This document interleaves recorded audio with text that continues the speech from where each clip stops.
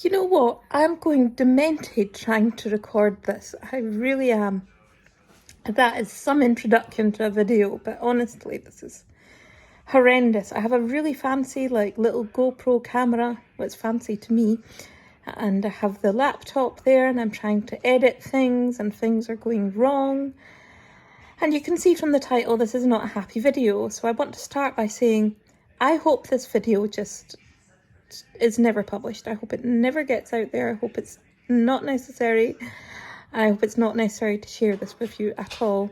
But if you are seeing this video, then know that guide dogs have had 4 years basically to find me a replacement dog. I'm sorry if that sounds a little bit harsh. It's just what they call it when they replace your dog with a new one, when your old dog retires. They've had 4 years to do that basically, and they haven't. So today Barney has retired.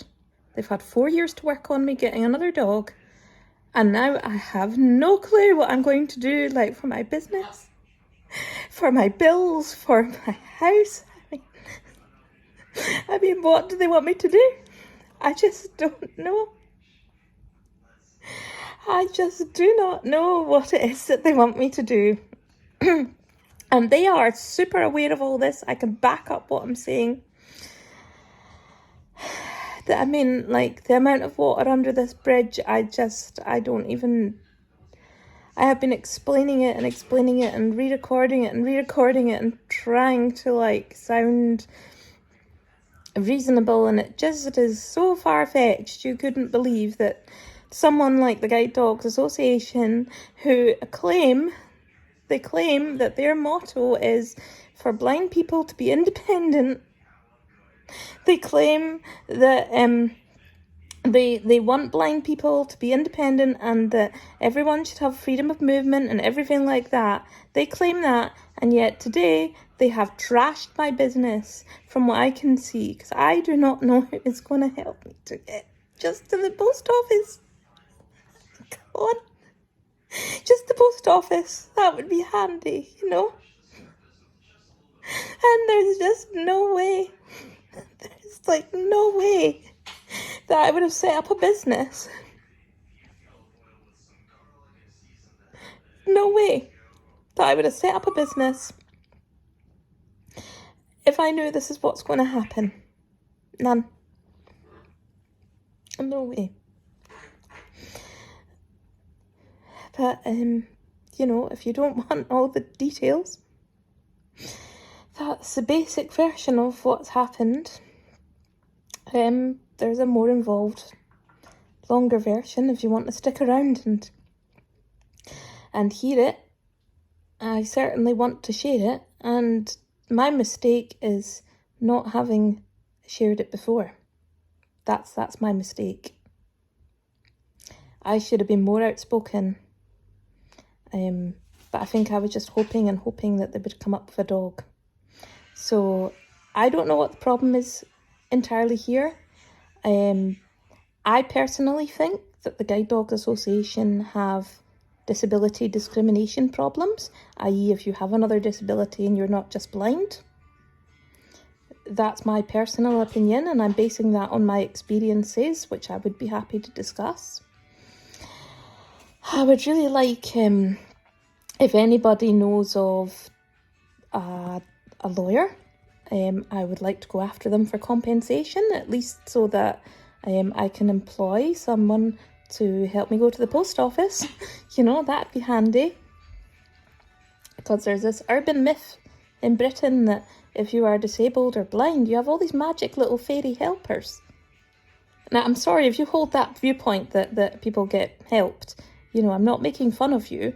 That is a genuine thing that people seem to believe happens.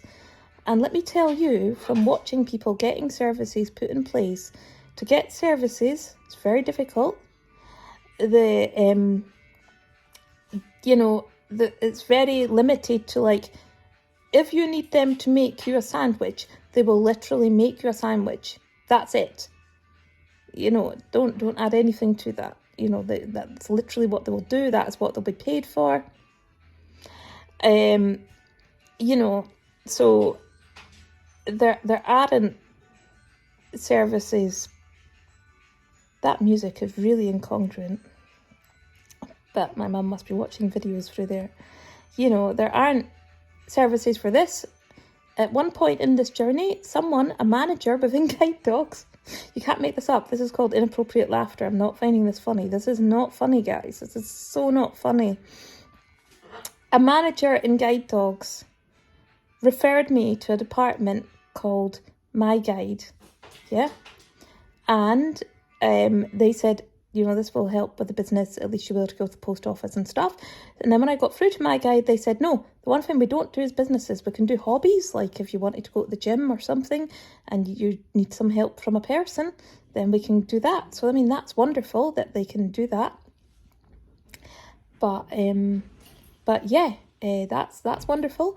But they don't help you with your business because they are relying on volunteers. So make of that what you will. Yeah, so it's just been one thing after another over the past 4 years.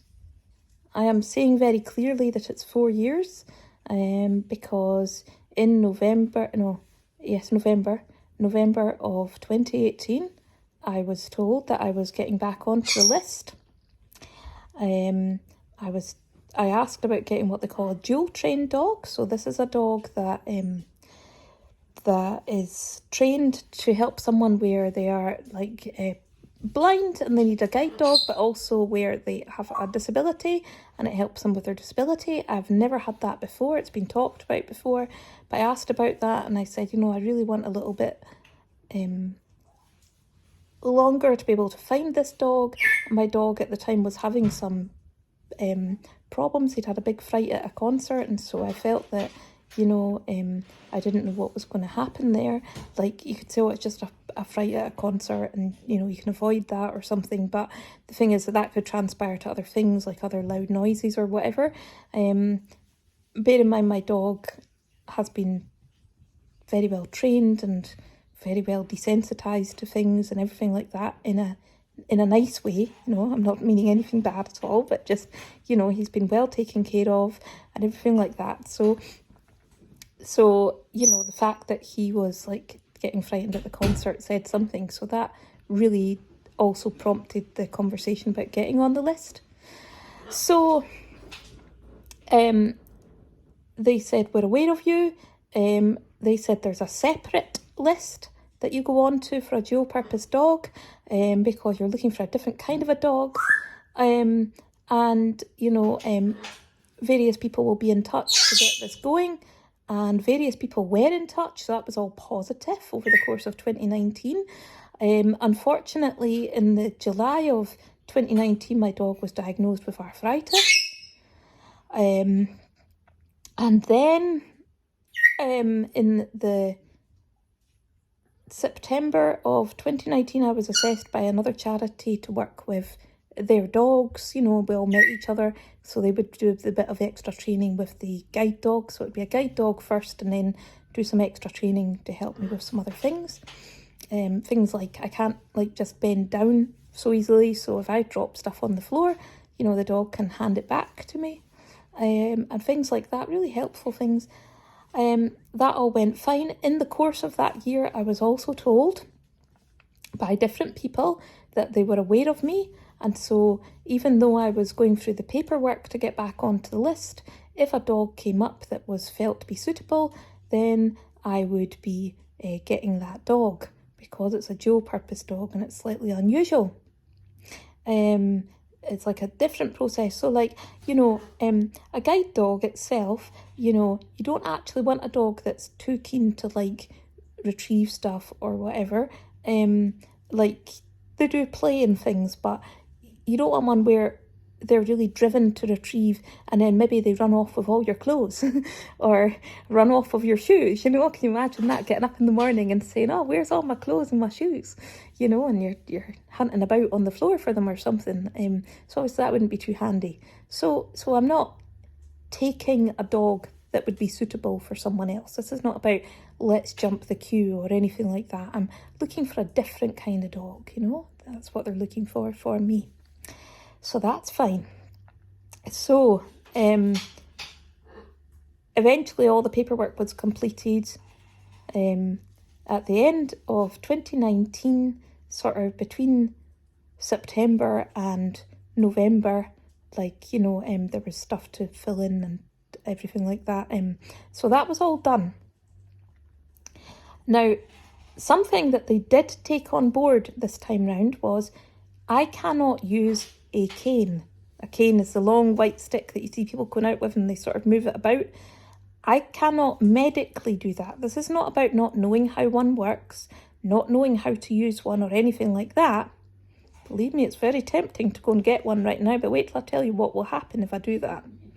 So I have been told by various OTs when I was younger, this is occupational therapists, and various neurologists.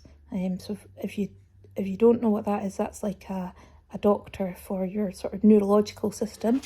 I've been told by these two different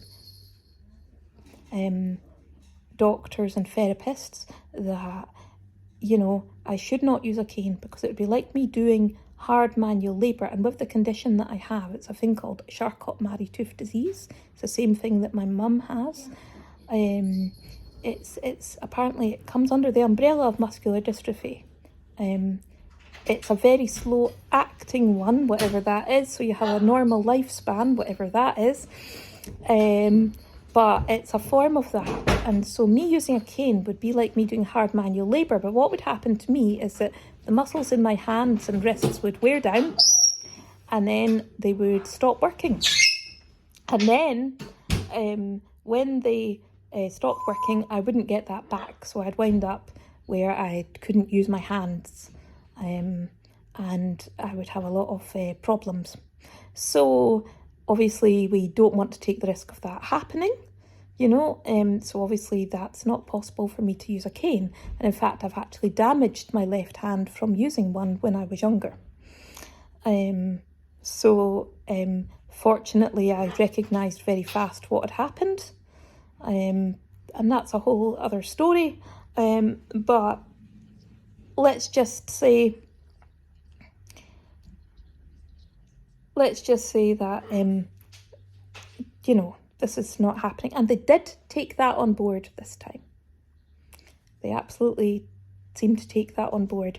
And so in amongst me doing all the paperwork and things, people doing the paperwork and things to get me back onto the list, in July, when Barney was diagnosed with arthritis, just after that, I heard from someone in guide dogs that he should go on to a reduced workload. That was agreed because I cannot use a cane. And they realised I had to remain independent and mobile. So that sounds good, doesn't it? And so far, this has all been very positive. You know, I've had a lot of negative experiences with guide dogs over the years, as in the Guide Dogs Association. And I just, you know, if I made that video, it would be like 500 hours long, which obviously we're not here for that today. And so I've had multiple experiences that compound my view that they have disability discrimination problems. I do know what I'm saying when I'm using those words. Those words are my opinion, and I am happy to back them up, you know. So yeah. Another positive thing that happened this time round is that they didn't ask for a medical. So at one point, everybody who got a guide dog had to do a medical just to say that they're fit and healthy, or as fit and healthy as they can be, and that they're able to walk with a dog. And it was everybody. So that's fine because it's not discriminating, is it? And then it became, if you have additional disabilities. So if you're just blind on its own, I mean, obviously being blind on its own like can be really rubbish, you know. I know that you can make a successful career and things, you know, that's not what I'm meaning, and that's what I've been attempting to do, but you know, obviously that's difficult to deal in your day-to-day. So when I say just blind, I'm not meaning that's nothing, you know, I'm meaning blind on its own. So if you're blind on its own, we won't make you do a medical. But if if you have anything else, we will make you do a medical. And if you don't, we just won't give you a dog until you've done it. I mean, at one point, they made me do a medical. This was years and years ago.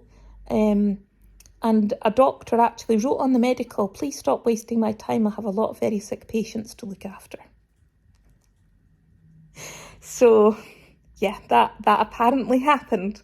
The doctor told me that's what she wrote on it. I mean, I don't know the exact language that was used on it, but I don't see why would the doctor say that if she hadn't done that. I don't know. But anyway, that was before I lived full-time in Orkney. My family are originally from Orkney, which is my connection with Orkney. But anyway, in the here and now, they said, well, you've given us lots of information. We don't need more information. And I kept saying, do you want letters from my neurologist or anyone like that? I mean, it can be difficult to get to see one, but I was happy to try and get them letters and things to back up what I was saying, because there is normally a requirement if you have a guide dog that you also use a long cane, just in case, maybe your dog's sick or something like that. So anyway, they were like, no, and I got on the list and that was all good and it all went quiet. And I thought, well, that's fine. They're obviously looking for a dog. Obviously, that's what they're doing, right? So where have we got to now? Up to about 3 years ago now. 3 years ago. Just about. Then I heard nothing. Then coronavirus happened, which obviously was terrible.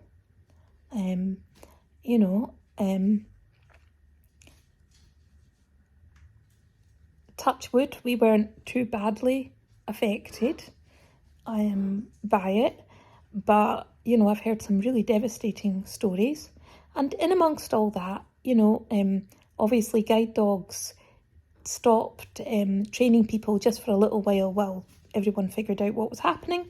But that didn't actually last too long.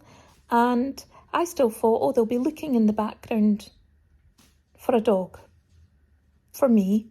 And I didn't feel too concerned.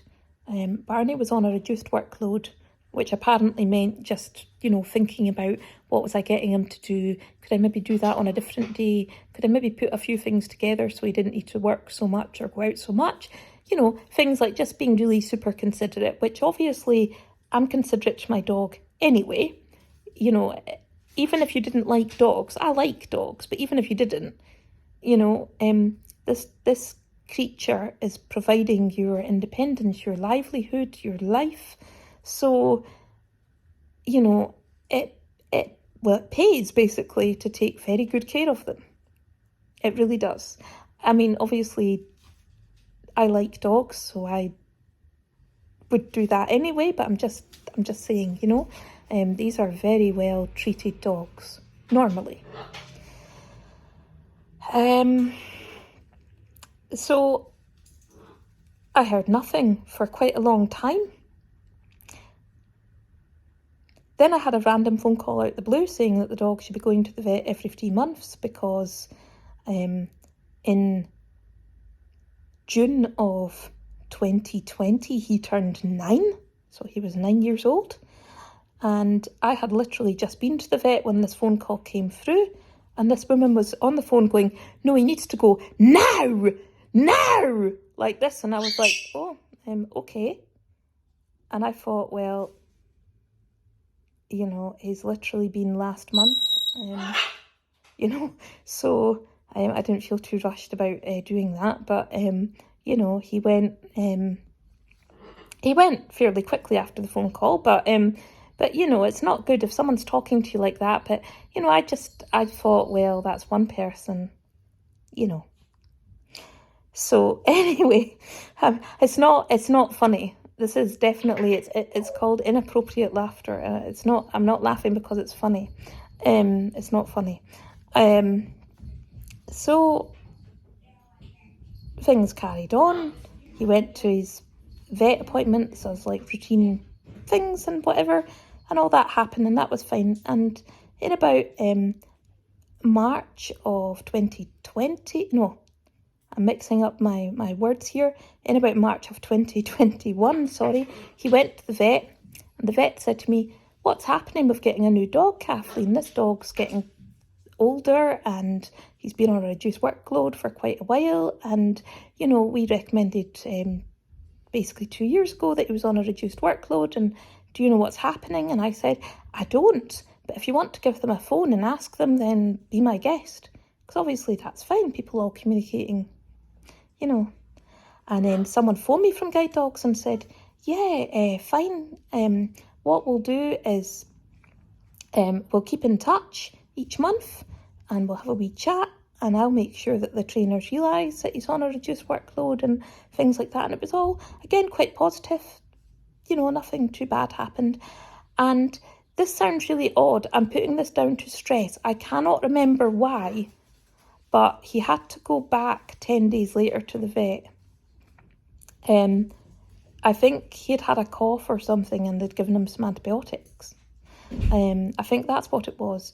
And when the 10 days later came around, I had had my second vaccination, and I had felt quite ill.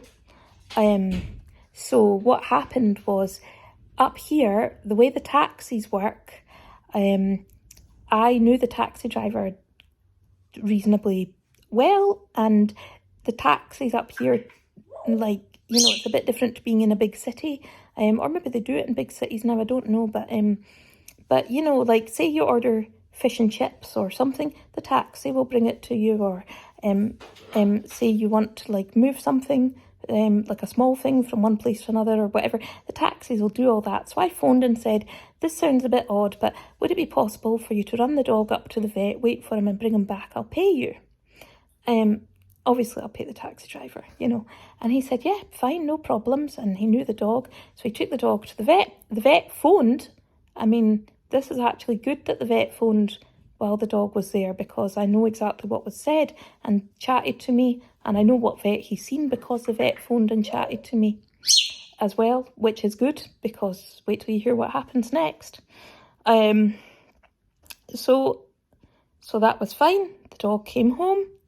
The next day, I got a phone call from Guide Dog saying, "Your dog has to immediately retire. He's so much worse, and this is terrible, and he has to retire right now."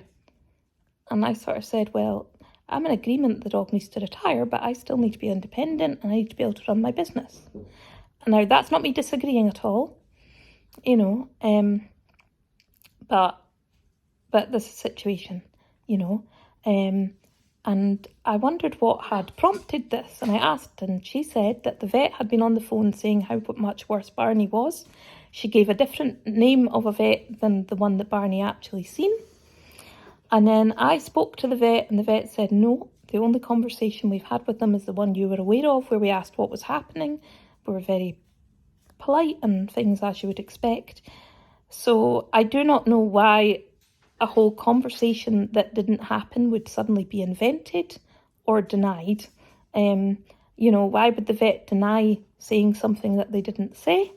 And why would Guide Dogs make up something that the vet didn't say? I don't know. So the next day, one of the trainers phoned and said, "Oh, well, the dog has to retire." I said, "No." I said, "You need to listen to me. This is a situation." You know, I said, "If the dog retires, I will have no way of running my business, because I won't be able to get out and about. It's not like, if you were wondering, if the dog is sick for a little while, or God forbid something happened to the dog, like the dog had to be, I don't know what the permissible word is on here, but, you know, if the dog crossed the Rainbow Bridge, I mean, that would be horrendous. But those are different situations to the planned retirement of a dog." And she wouldn't listen, and she started accusing me of not listening to her. And I said, "No, I'm hearing you fine." I was very polite, don't worry, I wasn't rude in any way. And I kept saying, "No," I said, "I don't think you're listening to me either. I'm trying to listen to you." And she wasn't listening to me. And eventually, in the end, she started screaming at me like this and going, "You have to listen to me!" Like this. And she sounded like, this was like creepy. And I went, "Oh, okay, And I put the phone down. I absolutely 100% admit I put the phone down. Then I phoned Guide Dogs back and said I want to speak to the manager of my local team, because it's split up into different teams. And I explained what happened. I was obviously very upset. I explained what happened. To be fair, somebody phoned me back. I was still very upset, and they said, I'm going to look into this. Now, they passed themselves off as a manager, which now I've found out they're not. But anyway, that situation seemed to resolve itself and it all went quiet. So it went from the dog has to imminently retire to it all went just quiet. So I'm like, well, what's happening? Is the dog retiring? Is the dog not retiring? Can I run my business? Can I not run my business? What's going on? And then a few weeks later, one of the trainers came to visit us. And we went out, we walked with the dog, and she said, no, the dog's fine. The dog can work for a few more months. He can work for 3 months past his 10th birthday. So he turned 10 in the June of 2021. And then September rolled around. They still hadn't found a dog. They hadn't found a dog. I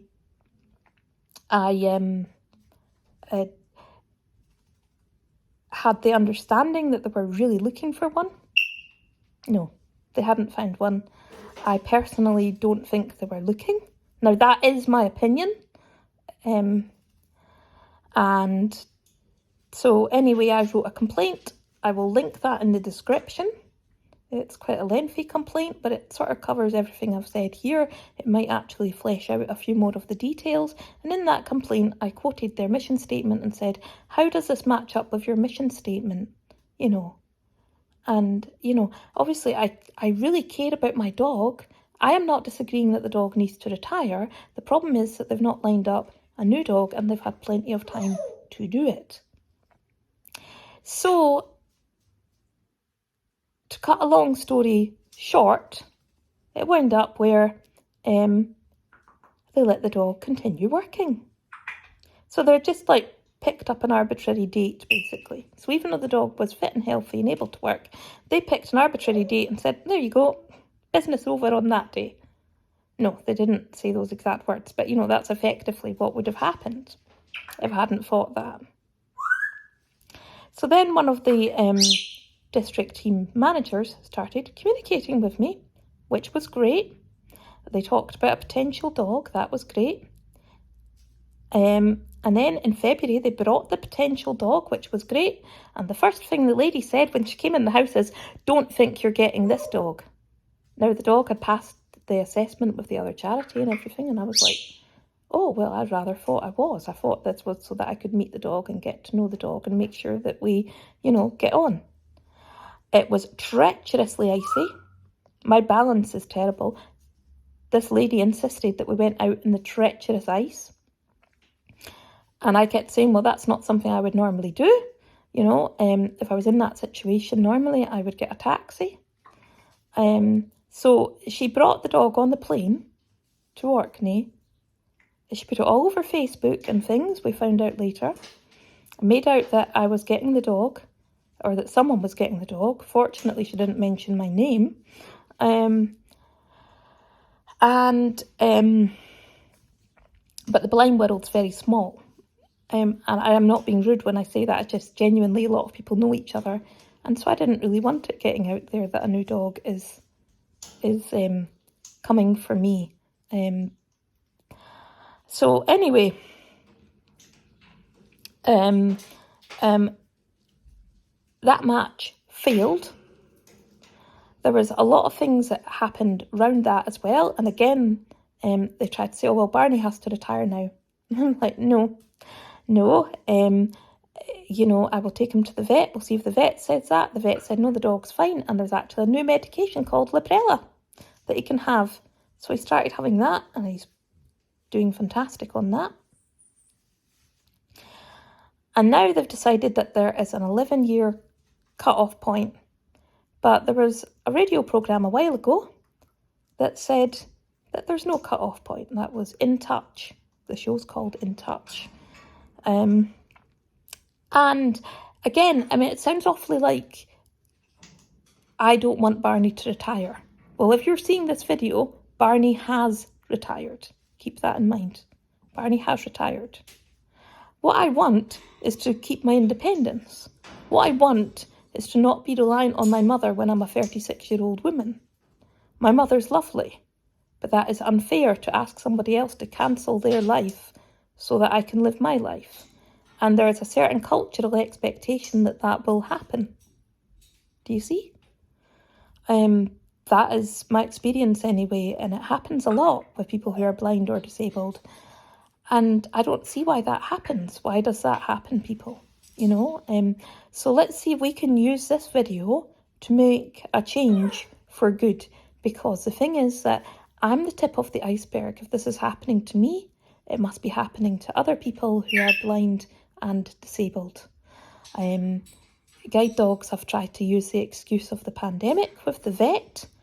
And I said to the vet that they knew at least 2 years before the pandemic happened that I needed a dog. They actually knew for a long time before that, but in an official sense of people doing things about it. Do you see? So there is no excuse. There is no excuse. Today should not have happened. And I'm not being horrible, but I genuinely don't know what I'm going to do. I genuinely do not know. And all I want to do is to keep my independence. What I want to do is to have Barney having a happy retirement. That's what I want to do. I'm sure I'm going to make more videos about this.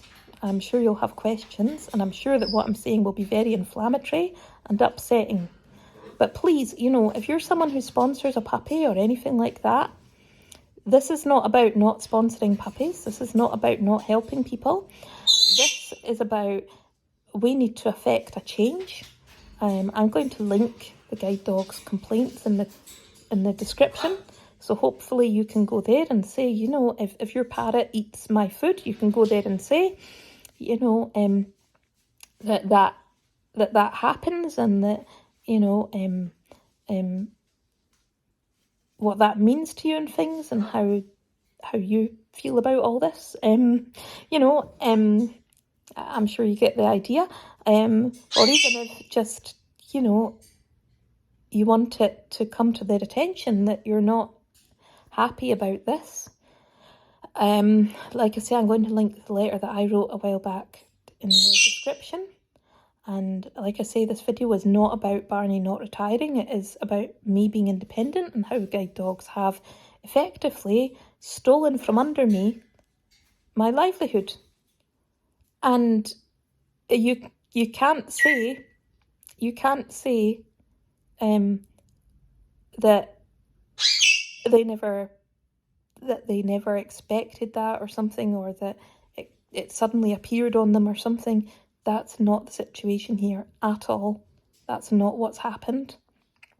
They've had a long time to plan for this. If I had known, honestly, if I had known what was going to happen, I don't know if I would ever have set up a business, because obviously you just can't live like that. I don't know what I'm going to do going forward, because I can't live where my independence is like at the mercy of someone else and it's switched on and off on their whims. You know, I mean, it's just terrible. And then the other thing they wanted me to do is to go to Forfar on the 30th of June to an experience day. Now, an experience day is for someone who's not had a dog before or not had one for a very, very long time. It's not for me. You know, it's not going to further me finding a dog, because I asked about that. And I don't even know how I would get there. I was sort of saying at first, I was like, wow, yeah, I will do anything that will be helpful. I will, you know, do that. But then I realised, no, how am I going to get there? So I said to them, I'm not going to be able to get there myself, but if you can think of a way of me getting there and facilitate me getting there, I will be happy to do that. And I've heard nothing. Nothing at all. I have asked somebody about what it would be if I privately raised the money to train with a dog. How much money would I need to raise? Again, at the time of this recording, I've heard nothing. If that changes, I will certainly say in the description. This is not about me jumping the queue. This is about me being independent and then helping others as well, you know. And I think to fully help people, you need to be coming from a place where you're able to do that. I definitely want to help other people though, so perhaps if you could share the video, show it to your friends, anything like that, to raise awareness of what's actually happening and what that really means in real terms for people when they have a sudden gap between their dogs. I mean that would be helpful. If anyone from Guide Dogs sees this and they're not happy with what I'm saying, well, you can look at my case file or whatever you call it, and you can verify what I'm saying. And if you want to build a bridge after doing that, then do reach out. But I personally don't think that you are looking for a dog for me. I don't think you have any intention of giving me a dog. And I don't know what you expect I'm going to do with my business, with my livelihood. But if anyone else has got any ideas for, like I say, for even like a voluntary thing, any local people, you know, I really want to keep this going. I want to be able to pay my bills, you know. That's a normal thing to want to do. And guide dogs are taking it away from me today because of their lack of planning. And yeah, this is not the sort of video that I normally do. I was really trying very hard not to do this. I don't like what some people might call airing my dirty laundry, but I realised that there's a much wider issue here, and that I'm the tip of the iceberg, and I'm actually very fortunate that I have a phone, I have a computer, I have a GoPro, I have ways of documenting this, and I have a business website, I have a YouTube channel, and I can speak out. And so I have to speak out even for other people, because other people will be in this situation. And I've known other disabled people where they've had an additional disability, and it's like guide dogs just make it as unpleasant as possible for you to get a dog, and they just make it as difficult as possible, and they're not supportive. And I know that, like I say, I know what I'm saying is inflammatory, but this is how it is, you know. And I really want to get some action on the go here to change this. I don't know what that looks like, but any ideas or anything like that, I will be more than happy to talk with you and everything like that. I'm going to leave this here. I can hear that I'm starting to repeat myself, and I can hear that I'm agitated. You've seen my mum on other videos, so you all know that my mummy is lovely, but I don't think it's fair to get her to cancel her life to look after me. You know, I think that's a bit strange. So yeah, but I will speak to you soon, hopefully in another video. I speak to you soon. Bye bye.